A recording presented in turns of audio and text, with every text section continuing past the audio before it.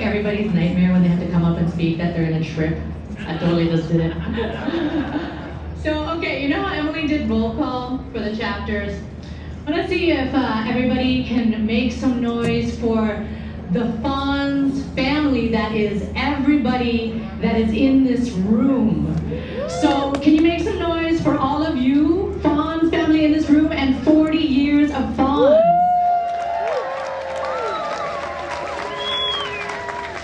That was an amazing slideshow, right? Am I right? Who put that together? Who put it? Where? Oh my God, wow. I know how much work that takes, right? Give it up. Yes, that's incredible. That right there is a piece of history. Okay, Shuttle. Good evening. Good evening to everyone. I hope you're feeling full. I just am honored beyond words to be here with you tonight celebrating 40 years of Fonz. Thank you, Aunt Dorothy. Thank you, Emily Lawson, for inviting me to speak.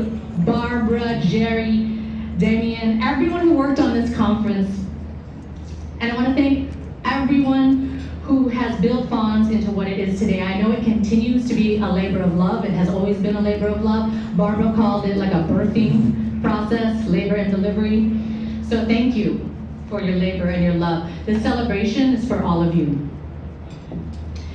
So my name is Jen Soriano. I come from this beautiful family of Sorianos over here. I'm a historian, writer, music maker, movement builder, troublemaker. I know y'all are troublemakers. I'm in good company. And I love being Filipino. Who loves being Filipino, Filipina? TGIF, right? Like the tote bags. So it's, it's so special, I think, to be in Seattle, celebrating 40 years of an institution that started right here. Like right here at Seattle U, right? And I wanted to begin with a quick tribute to Seattle, this emerald unceded land of the Duwamish, watered by the Duwamish River, sourced by the Salish Sea. Yes. Start with a quote from Duwamish and Suquamish Chief Seattle himself, who said, "Our dead go to live in the earth's sweet rivers. They return with the silent footsteps of spring, and it is their spirit running in the wind that ripples the surface of the ponds. There are ancestors among us. Have you felt them? People have been talking about feeling the spirit of Don Mabalon, of their own mothers, grandmothers, their sons, Uncle Fred, everyone who is in the slideshow. Our ancestors are here with us and they want us to remember them.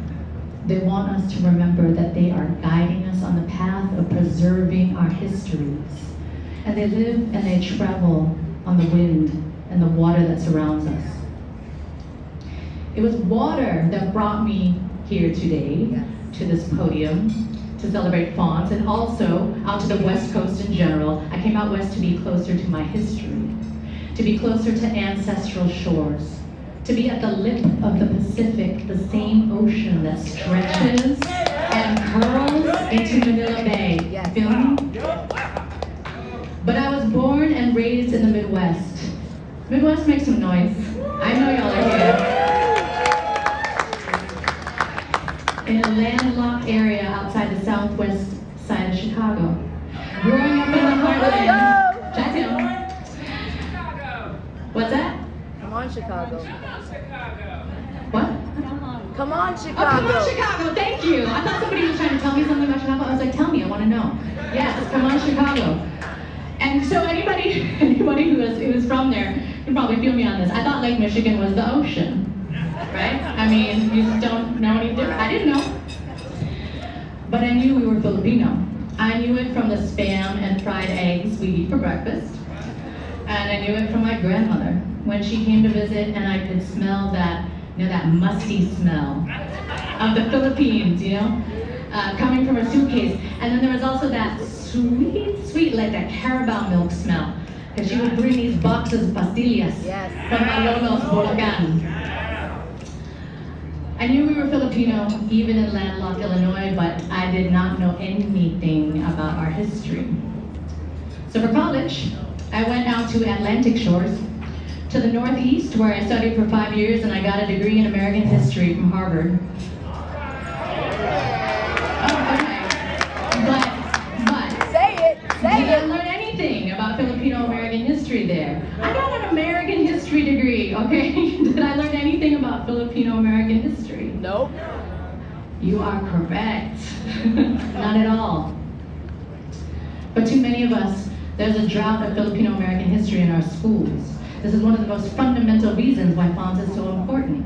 For 40 years, FONS has been like an oasis where we can find our history beyond the bricks and mortar of the school building, beyond the accidental deserts of what our school districts care about and approve. But we know this is changing today, am I right? Yes.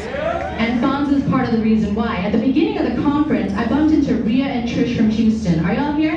Houston. Rhea and Trish? No, but the Houston delegation is here, right? Houston? Hi, Houston.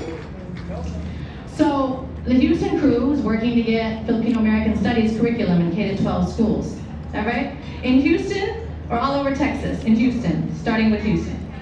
In all over Texas. Wow. Okay, Texas. Can we give it up for that? Because if that's not inspiring, I don't know what is. So because of the crew from Texas and so many of you out there, there's so many of you out there and out there, there's a wave of Filipino-American studies washing through schools, including right here in Seattle, right? That's new. See that? To all those folks, and 206, there's third right there, Devin. And also at the higher education level, right? We have so many professors, mother scholars, whole departments like the Carlos Bulosan Center in UC Davis.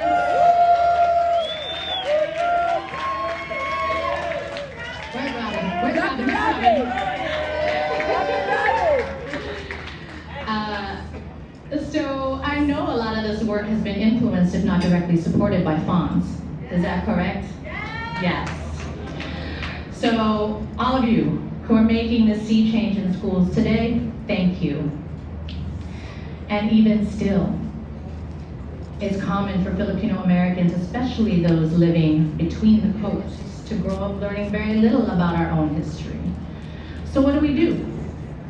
We continue what FONS has been doing for 40 years, because if it ain't broke, I mean, there are 42 chapters now. Maybe there's 43 since we last heard about the 42nd. How many more can we have by 2062? The conference theme is 40 years of FONS, the past, present, and future. These are 3 streams, the past, present, and future, that are not separate. They weave together, like tributaries of a river form one channel towards the sea. I've got 3 stories to tell you. First, a story about the past, about my father. My father immigrated to the US in 1962. One drop coming across the ocean, and his port of entry was Seattle. It was the year of Century 21 World's Fair, when Seattle was showcasing itself as an aerospace city that could help win the Cold War, and when the Space Needle was first unveiled.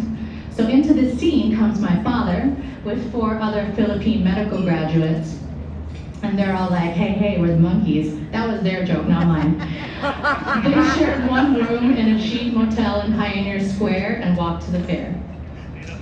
And they found a waffle stand, and it smelled like America, right? It had so many things to put on top of the waffles. There was whipped cream, chopped nuts, butterscotch syrup, and my dad and his friends were like, woo!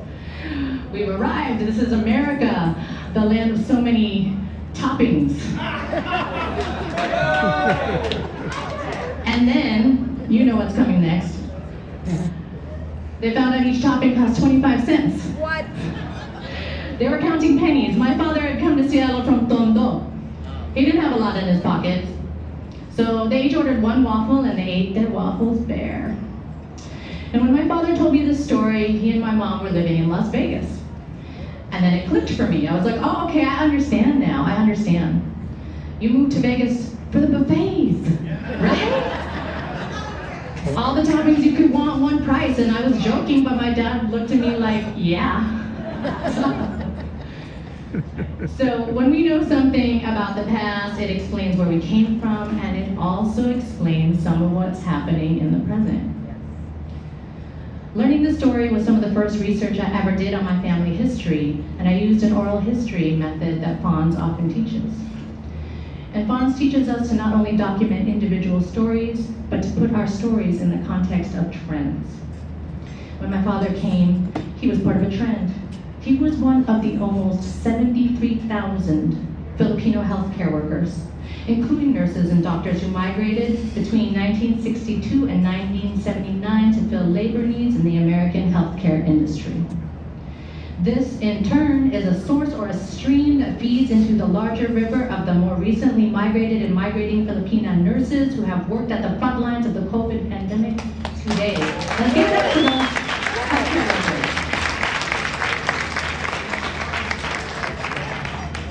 So you know that saying, no history, no self? But it's not really just about knowing self, is it? It's about knowing community. It's about knowing history, knowing kapwa, knowing the self and others. No history, no us. Fons helps us understand the larger us, that we are all part of something bigger together. Second story, the present.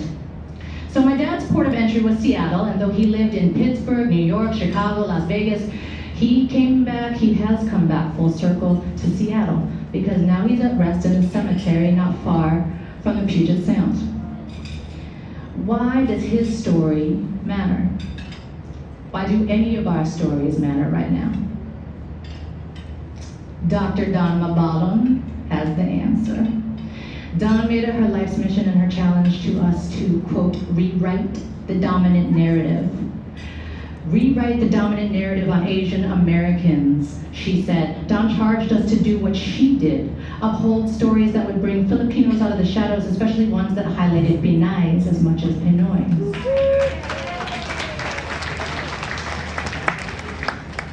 Dr. Dorothy Cordova widens the scope of Dawn's challenge when she says, quote, we have to tell everyone that Filipino American history is American history. So this is our charge in the present, and it takes every single one of our stories to do this. Here in Seattle, we're surrounded by water. It's one of my favorite things about being here. But no matter where we are, we're made up of water. Each of our bodies is 2/3 water. Picture that those drops of water within us are our stories. Now picture our bodies and those drops together. Together, these millions of drops can influence the narrative currents in which we swim. When we drop a few drops here, a few stories there into the current, they can easily get swept up and away. But when we put these drops together and we concentrate them, noting the multiple streams that emerge, we can channel our stories to create new currents, new narratives that flow in new directions. This is how narrative change happens. Yes, and this is what Filipino American History Month does. Thanks to Fons, every October we have what narrative strategists might call a center of gravity that provides the force to attract all those drops to change the flow of the culture we swim in. Every October, thanks to Fons, it's an opportunity to upswell the number of drops, the stories, the articles, the books, the memes, the reels about Filipino American history, which over time has already added up to a sea change in American consciousness. This wouldn't have happened without Fons. How many shifts have occurred since Fons began observing Filipino American History Month 30 years ago in 1992? Do y'all have some examples of those changes? I bet you do. And I'm so excited to celebrate the 30th anniversary of Filipino American History Month this October. Who's ready to respond to Dawn's call and rewrite the narrative? Can we all do that together? You know she wants us to. Last story about the future. I told you in the beginning that I didn't start to learn about Filipino American history until I came out west. And when I did, it wasn't through school. It was through swimming in the currents of community. Like this. When I came out west, I heard Al Robles, Manong Al, our Filipino American beat poet. I heard him recite his poetry and it sounded like this. Behind the early morning fog, a million brown Filipino faces chanting, Makibaka, Makibaka, Makibaka, Makibaka. And that's how I learned about Manila Town. When I came out west, I listened to Bill Soro talk story at teach-ins, and it sounded like this. They were like my uncles, you know? People just focus on the big events and the evictions, but you have to understand that there were 9 years of hard work that we put into that hotel. And that's how I learned about the I Hotel. When I came out west, I learned from Helen Toribio. When she gathered people in her and Abe Ignacio's homes. Abe here? And when Helen shared, it sounded like this. In July 1973, a group of about 80 young activists met at a retreat in the Santa Cruz Mountains. And that's how I learned about the Union of Democratic Filipinos, Yes. otherwise known as the KDP.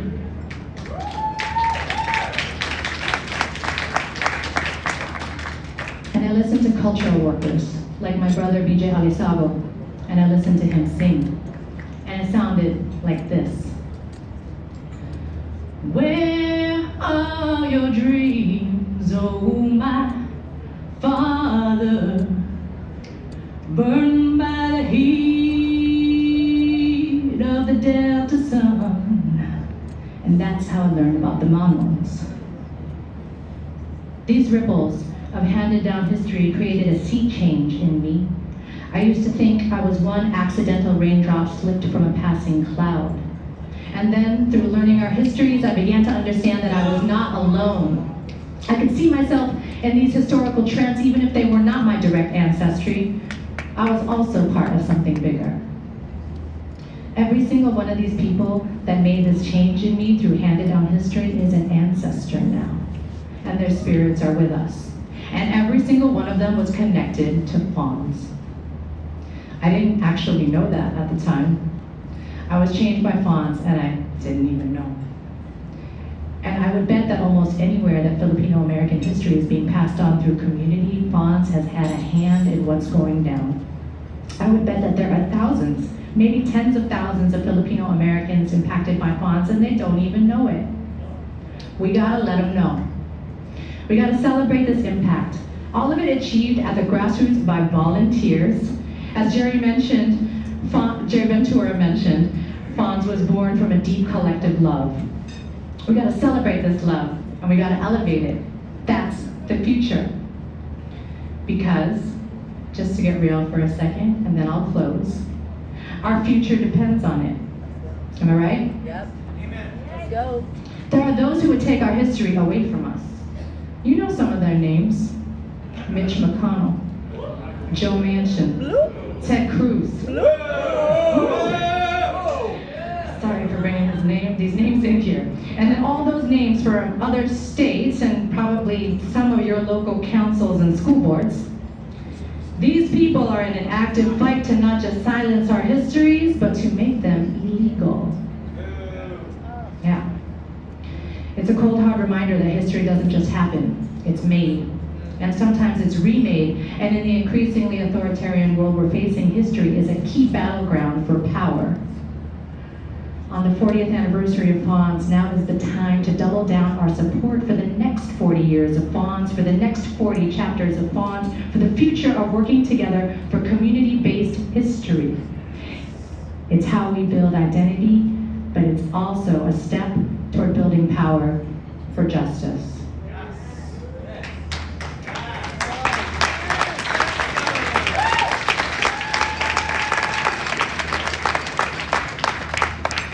In closing, wants to set the record straight on Filipino Americans. That's happening. And we are charged to continue, and we can keep going further.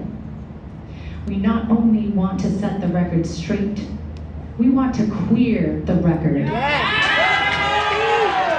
it's happening. We want to show the range of Phil-Am LGBTQIA+ culture that has occurred alongside the arc of Stonewall, but also since pre-colonial times. We want to indigenize the record.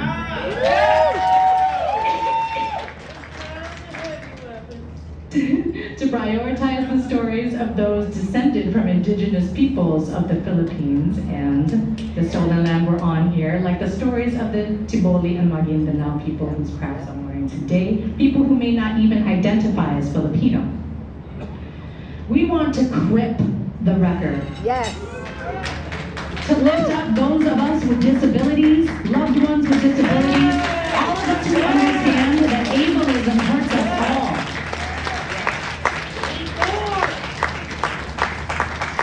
We want to Islamify the record. Yes. Say it. And bring Muslim Filipino stories into the center of our Christian colonial-dominated current. We want to tween and young adult the record. Yes. We want to bring those of us in the larger community who are tago na tago into the light. The future of Fons is the future of this expanded pool of community history. It's declaring that all the drops in all of our bodies of water deserve to see the light of day. And when we channel these drops into new and powerful narrative currents, what could be possible in the America of the future? There's an exhibit at the Wing Luke on Bruce Lee. Shout out to Joel Tan.